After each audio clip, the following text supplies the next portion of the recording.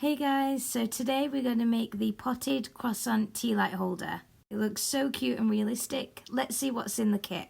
In your kit you'll get the Pott'd super clay, the wooden knife tool and the ribbon tool, which are both double-ended and super helpful. You'll get one thin detail brush and one thicker brush for large surface areas. Both are great for paints and smoothing out the clay. You'll get the base coat in seashell white and the gloss varnish to cover the whole item once it's finished.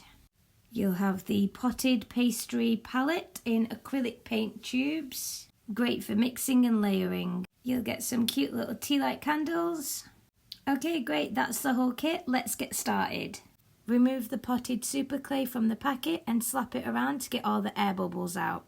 Next we want to roll it out. If you don't have a rolling pin, you can use a roll of cling film or a sturdy bottle. We want to make sure it's smooth and of equal thickness. And just keep going till you're happy with it. Grab your wooden knife tool and we want to make a long triangle shape just like this. The width at the bottom will be 14 centimeters, so just cut that and mark it. Then we need to mark where the middle point would be from 7 centimeters, which is exactly halfway. And the measurement from tip to base will be 25 centimeters. So just measure that and put a little marker there. And we're just going to cut from the middle marker to one side and repeat the process on the other side. Remove the excess clay and put it on the side to use later. Your triangle should look like this, soft and malleable like pastry. Now we want to get the excess pieces and roll them up, because we want to create some kind of sausage shape that's going to go inside the croissant to give it its weightiness. We want to squeeze it together to get rid of any gaps and slap it around to get rid of any air bubbles. I know it sounds silly, but it is the best technique. Once it's ready, roll it into a fat sausage and place it at the base of your triangle. Carefully lift the clay. Make sure the sausage is longer than the base of the triangle. Keep gently rolling your clay around the sausage. You want this point at the top to meet in the middle. Once you've rolled it, it should look something like this. And with both hands, apply some pressure to flatten it a little bit. We want to gently curve the edges so it has that croissant look. Once you're happy with the shape, pinch off the excess from the sausage and work the clay into a gentle point. Repeat the process on the other side as well, and smooth as you go. Use your index fingers to highlight and define the curves of each layer of pastry. This is going to make it look a lot more realistic. Then smooth out any cracks or crumbs that you can see. Once you're happy with the shape, trace around your tea light. Then we're ready to scoop it with our ribbon tool. I usually do the first few scoops while the piece is flat on the table, then I grab a hold of it as it's easy to get a feel of when the piece is in your hand. I always refer back to the tea light just to make sure the hole I'm creating is the right size and depth for it to fit in snug. Once you're happy with the shape and everything, get a wet paintbrush and smooth over the whole croissant. It dried for about 24 hours and here's what it should look like.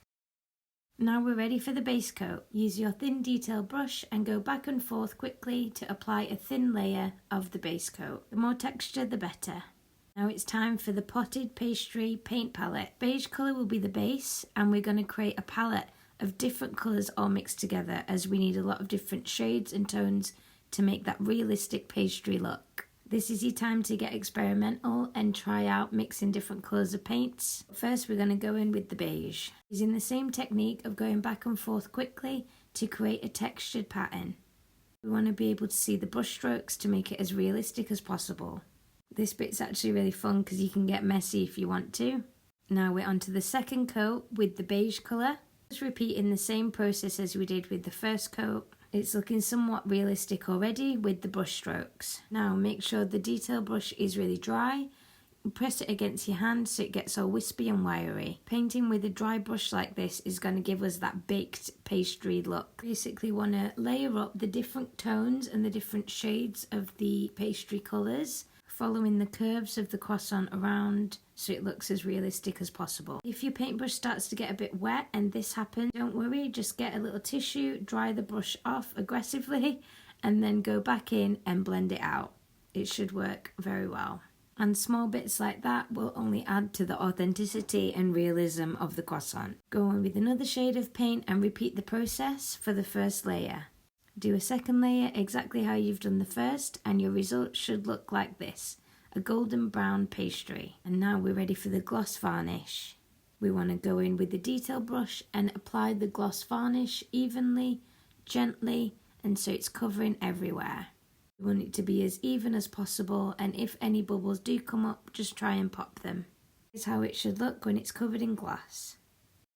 I'm so glad with how it's turned out. It looks really realistic and glossy. It's going to look great on my coffee table. Light your candles and enjoy. Thanks so much for joining us today, guys. I hope you've had a lovely time and we'll see you on the next one.